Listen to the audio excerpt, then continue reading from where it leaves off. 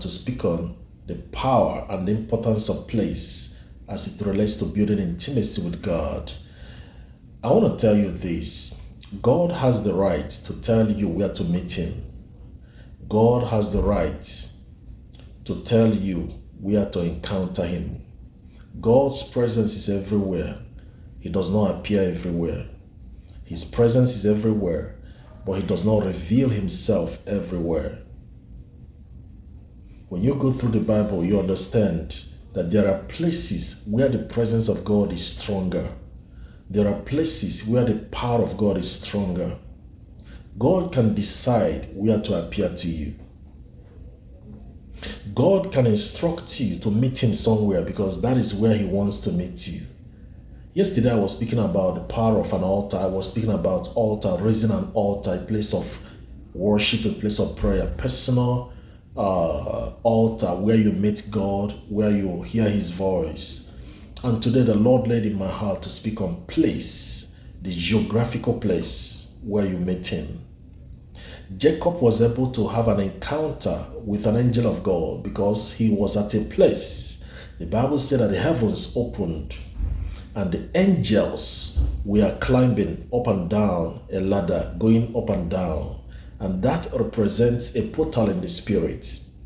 According to the Bible, the same place that Jacob had an encounter was a place that Abraham built an altar.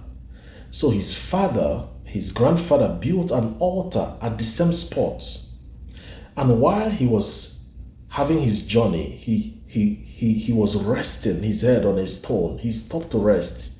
He didn't know that where he was resting was an altar of God, and there was a portal in the spirit.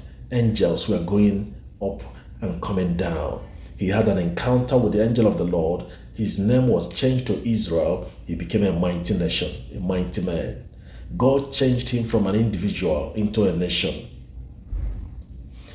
When you build an altar at a place, when you have a place where you meet God on a daily basis, you create an opening in the spirit. You create a portal in the spirit.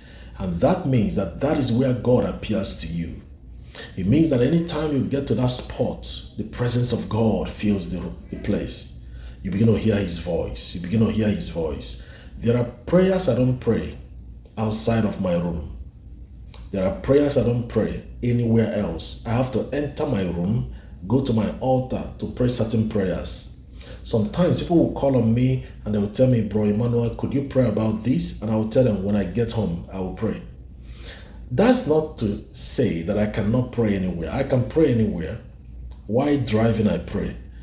While at work, sometimes I move around and I pray. But there are sensitive things I want to handle, delicate things I want to handle in the spirit. I have to go to my prayer altar to handle it. There is a place to meet God. God does not reveal himself everywhere. You need to build an altar and create a portal in the spirit. How do you create a portal in the spirit? Consecration. You must live a consecrated life. You must live a life that pleases God.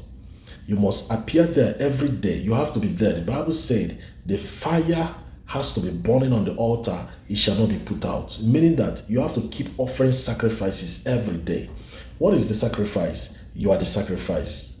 The book of Romans, the Bible says you are a living sacrifice. Offer yourself. You are the one. You are offering your life a sacrifice unto God. So you come before God, you fellowship with him, you study the word of God, you worship him, and you pray. You spend time with him.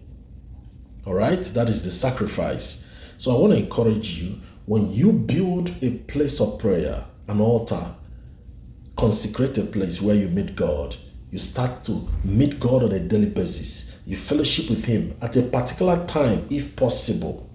Create a particular time. Personally, I love to do my devotion in the morning. When I wake up, I love to meet God in the morning. He speaks to me a lot in the morning. So you meet God at a particular place, particular time. You create a portal in the spirit, and he will keep appearing to you